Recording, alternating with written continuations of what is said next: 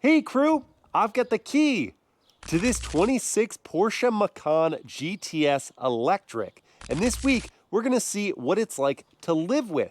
I'm gonna start by unplugging it from where I had it charging up overnight. It takes about 11 hours to fully replenish the battery via a level 2 charger like mine. And though normally for the sake of battery longevity, I wouldn't fully recharge to 100%, today I'll be doing some performance maneuvers, so I want that full capacity. Now to look at spacing in my driveway, which is 16 feet wide by 19.5 feet long. I've got the Macan at a slight angle, back tire is hovering over the edge, the front tire is just inside it. It's sitting next to a new Honda Pilot that my wife is reviewing. If you want to check out her content, it's at Mobile Mama on TikTok, Instagram, and YouTube. And she has that one lined up perfectly on the side. And with that spacing, there's ample room to walk between the vehicles. Both cars have power folding door mirrors. That does help. We could wheel a wagon or double stroller through for our kiddos. The front end is hovering over this gutter, and I do have curb ramps here to help with clearance, but the Macan is riding high enough that scraping shouldn't be an issue. And at the back,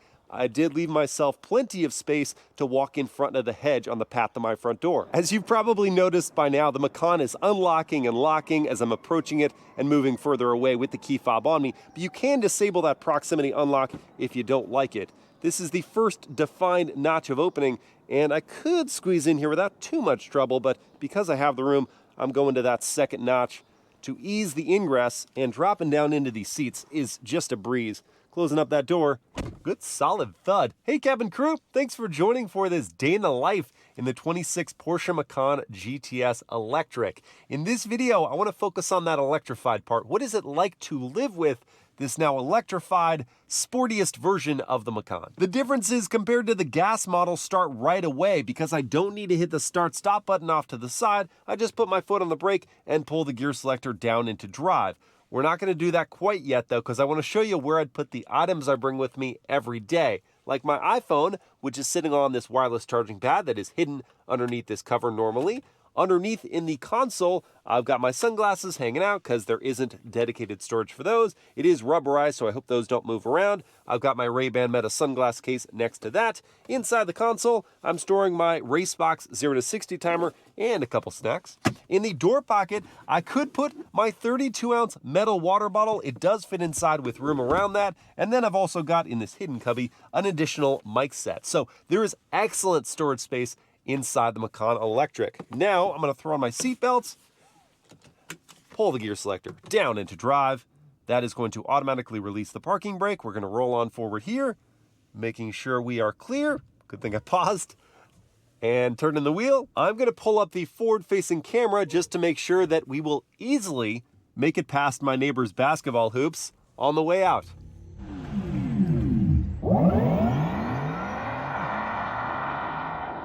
Quick pause to show you that with 100% charge and the battery temperature being where it is, it's giving a range estimate of 276 miles, while the EPA estimate is 294 miles. So we'll have to see how that holds up during our driving. As my day begins, I've got the dual zone climate control set where I want it. I could also have done that with preconditioning on the app, so the temp inside is perfect whether it's hot outside or cold. I also have seat heating. Seat ventilation would have been an optional extra we don't have equipped, but we do have steering wheel heating. It's a hidden button on the inside of the bottom spoke.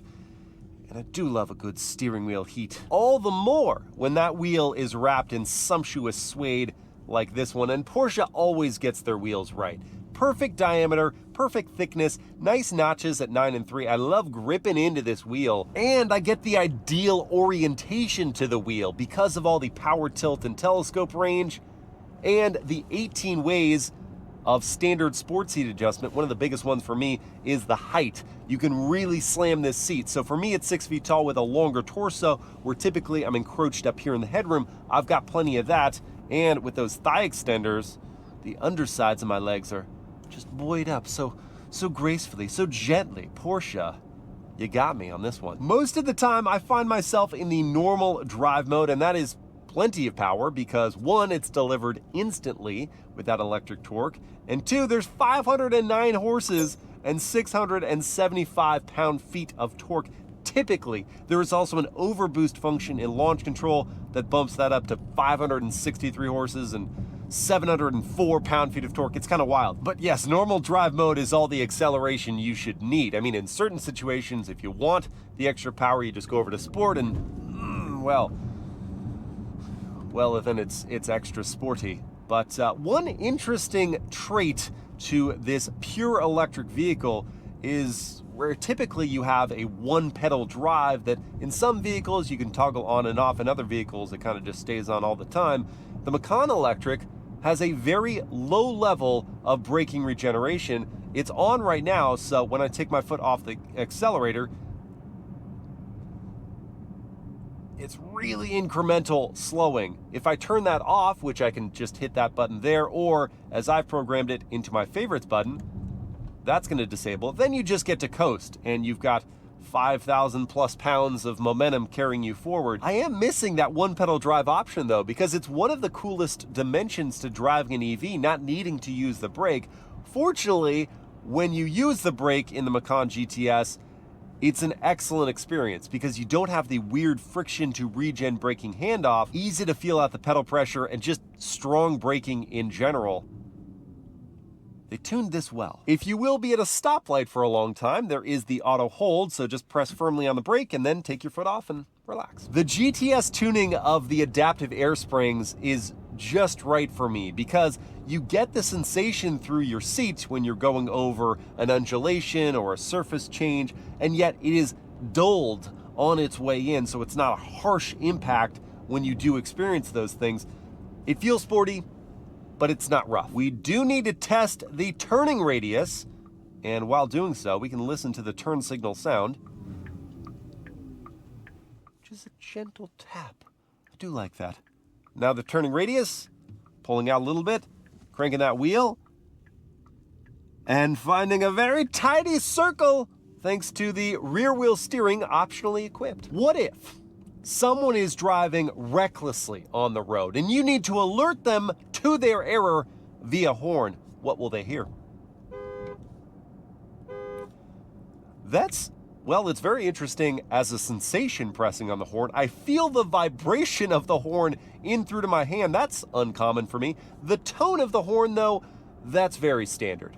In a good way. Visibility is great out the front. I can see the road right in front of me thanks to the downslope of that hood. Corner window here is very helpful. A pillar not too thick, B pillar not bad either. The C pillar blind spot is on the larger side, and the view straight out the back is constrained because of the rake of the rear windshield. Fortunately, I've got the blind spot monitoring system to help with blind spots that way. Speaking of Porsches, look at that 987 generation Boxster S in a good color combo, dark blue on caramel interior. That is how you do it, folks. Ooh, an F-Type S with orange pinstriped wheels. That's not how you do it. And I shall have more thoughts on the Macan after I get a cup of coffee from Raised by Lions. There is some interesting stuff in this parking lot. FL5 CTR. I think I'll park near him, not right next to him because these are compact spaces and he left a lot of room on one side and not so much on the other. But in reverse, I've got that high-res camera, trajectory lines, and I set the right door mirror to tilt down when I'm in reverse, just to help pinpoint parking sensors, alerting me to my proximity. And I think we'll cut it right there. Let's get coffee now. All right, got my decaf Americano, got some beans, and I also got hungry. So here's a chicken pesto sandwich. Now, before I hop back inside, I wanted to talk about the styling, and I have the benefit of being parked nearby a gas-powered Macan, also in Carmine Red. So I took some styling notes, and I thought when they first dropped this vehicle off that they had ruined the front end. But the more time I've spent with it, the more I've come around. The thing that is very different, and I'm still getting around to, is the split headlight design. So you've got the DRLs and turn signals up top, and the headlights down low. I don't like that really here or on any of the new vehicles that are doing it. Down low, they do have some depth and dimensionality with these functional vents and the brake cooling ducts and the satin black trim. It's very GTS, and I love that it's not just a blank panel like a Tesla Model Y Performance. Getting to the side, I think I need to put these down because I talk with my hands and this just doesn't feel right. So the GTS as standard gets 21-inch wheels. This has the RS Design 22-inch wheels in anthracite and they're wrapped up in Pirelli P0 summer tires with giant ventilated brakes within, red painted calipers. That looks cool. Electrics there on the side, GTS down low, and the GTS model gets its own unique side skirts. Blacked out trim, of course. Looking at the profile, the Macan Electric isn't that much longer or wider than the gas-powered model. However, the wheelbase has been stretched considerably, so that's why it looks very different here. But I like the silhouette, and the GTS is 0.4 inches lower than the standard Macan, and sitting on those big wheels, it definitely looks the sporty part. Getting to the back, this part actually sells me on this car because I think it looks cleaner and cooler than the gas-powered model. I like this subtle lip spoiler and the prominent diffuser. The only two odd points are, of course, it's an EV, so you don't have exhaust ports, which maybe I'm just used to looking at them. It just doesn't look right back here. And two, you have to pay extra for a rear wiper. Why? I'll talk about this interior momentarily, but I want to go find some shade so I can enjoy my sandwich. And I am going to use one of the cup holders here, which has these inserts to hold it securely. And we're ready to go. Whew, that was a fine sandwich. Didn't look that good, but taste is the only thing that matters. Now let's talk about this interior, and I'm going to start in the back where, because of that lengthened wheelbase, first off, getting in is easy for adults. And behind my own seats, I have knee room, I've got foot pocket room, not so much thigh support though, and when I sit upright, my head back on the rest, it's pressed against this optionally suede-lined headliner, so not great for super tall people. There's a standard panoramic sunroof, and when I get around this driveline hump, it's there because of the packaging. I do have a third and fourth zone of climate, 2 USB-C ports and some air vents, and this is very much not good. But if you don't have someone there, then there is an armrest that comes down with cup holders. So the back is great for kids for sure, and some adults. Let's check out the front next. Let's see what I missed up front. Ooh, carbon fiber trim, that's on the doors, steering wheel, and dashboard. It's like $1,000 for that option. This ambient lighting running across the front, it illuminates green when the car is charging, and I know other vehicles do that, but it's a cool visual indicator, so you don't have to look inside at that one spot on the gauge cluster to know your car is charging. Talked about the steering wheel. These controls, I'm glad these are physical inputs, and they will change up what you are seeing on the display on the left and right hand quadrants, and then actually completely changing up the orientation of that display. You've got the start stop button. Physical inputs are kind of all over the place, which I appreciate. Lots of stuff in the infotainment, but this new software is really responsive and very easy to find what you're looking for. It's like an Android operating system now. So you have Google built in, down here, wireless charger. Of course, there is some of that heinous gloss black trim, which collects dust and smudges and scratches, but at least it's sort of consolidated to a small area, and it has these knurled finish toggles to operate the climate control along with a physical volume knob. Oh, the passenger and the driver have 3 positions of memory. That's interesting. So it's not just where you want to save your seat, steering wheel, and door mirror positions as a driver. It's also where you want to sit in the passenger seat. There's the Sport Chrono lap timer. That's standard in the GTS trim. It is a Porsche, so of course there are many options, some of which are equipped here, but the standard goodies, the performance orientation and the performance touches, the usability, the physical inputs, all really solid. And the Macan Electric has some new features in parking. I'm not going to show you the reversing assist, but it is something you can do. Going up into reverse, choosing here, the direction you want to exit the spot, it'll do that for you. I have the same thing on my BMW M2 CS. And what's really cool, I didn't get to use it yet, but I really want to, is the trained parking feature. So if you have a route you have to take into a narrow or otherwise complicated parking spot, I was thinking about my driveway and how little space I have on either side, you can set it, I think up to like 100 feet or maybe 100 yards, where it will plot that route every time you need to do it, so you don't have to stress if you're coming back from a long work day. You just hit the icon and it'll take care of the rest. Now, if you want to put some work into your drive, how does the Macan GTS Electric respond? We're gonna find out. I'm gonna click this over to Sport Plus, where you can hear some artificial sound, which you can turn on or off here as I lay in. It's got the G-force. That's for sure. My oh my. And the artificial noise, I mean, I almost prefer it to nothing, but it would be cool if it was just the electric motor noise enhanced, not some synthesized creation. Okay, it has the straight line speed. We have to check it from a dig though. All right, real world 0 to 60 incoming. I've got my race box set up here to record from Sport Plus. Foot on the brake pin, the throttle launch control's active, letting go. Jeez.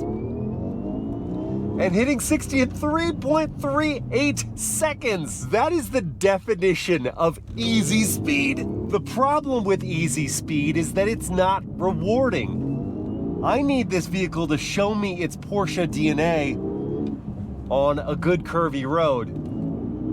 And I'm coming in expecting all the inherent EV performance properties, the battery bringing the center of gravity low, the quick acceleration out of curves, but a Porsche is marked by its feel.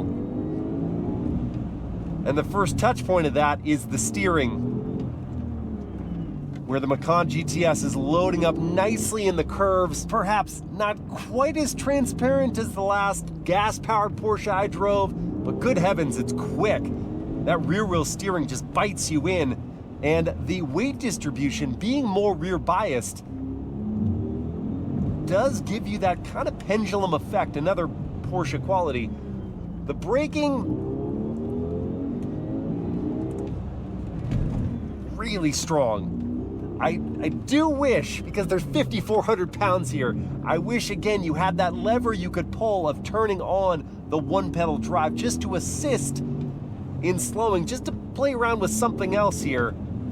But I'm so glad that we have strong brakes to manage the serious velocity we can generate in a straight line. Just ejected my large water bottle from the door pocket. That's how much braking G-force we have. The grip is tremendous. Again, low center of gravity, and also the summer Pirelli P0s. And as you roll through curves, exiting, that torque vectoring system is working its way to the outside tire to just apply the power in the right spot and give you that sensation you're looking for coming out of curves.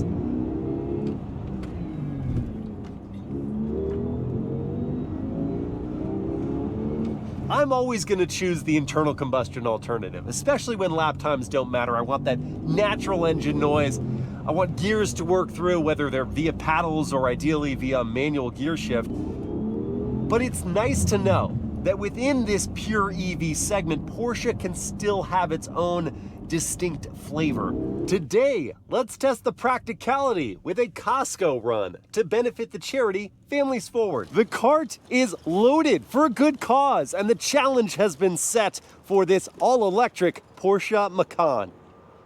Before I begin, I'll point out there is an air suspension, so if you're shorter or the item is really heavy, you can drop it down to make it easier. And when it's not slammed at 6 feet tall, my head clears the lift gate. There's hidden storage underneath the floor on either side of the sub, but the real bonus is up at the front. Because this frunk may not be huge, but I can make this useful. It's really too bad I don't have any small items to shove into these gaps, but it's still not bad as long as it fits. Now, after squeezing a whopping one item underneath the floor and one more in each of the side cubbies, I can move on to the big guys. We've arrived at a critical juncture. I can either abandon these items or I can take off this cargo cover and keep loading.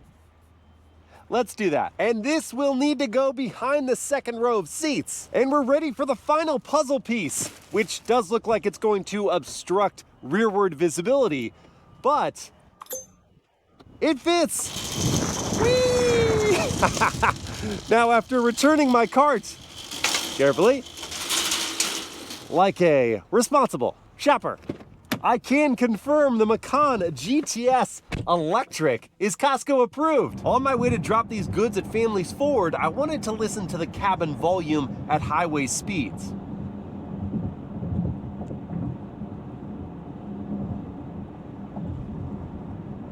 Now it's worth noting these are concrete slabs, so they do generate more tire hum than tarmac, and so yes, I do hear tire noise and a little bit of wind noise. And without the noise canceling effect of an internal combustion engine, you're a little more aware of the volume, but it's not at such a level that would really disturb me if I was going to commute in the Macan every single day. And for such duties, you do have adaptive cruise control, which I can set here, adjust my following distance, and enable the lane keep assist. It's not lane centering, it's not full hands-free highway driving, but if I get distracted momentarily and start to depart my lane, it's not gonna let me. I may also wanna listen to some music, and there is the optional BOSE sound system equipped here, which I can queue up via wireless Apple CarPlay, taking over the whole screen, responding nicely like the native infotainment, find what I'm looking for, punch it up, and then with the physical volume knob, turn up that dial to what looks to be 60, maybe 65% of peak output.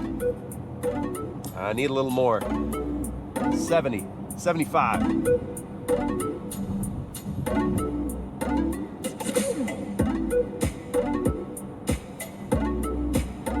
More.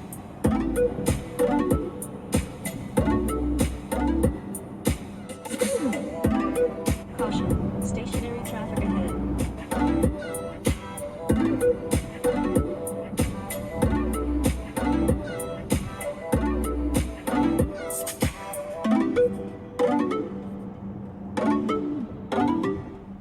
All right, some good and bad there.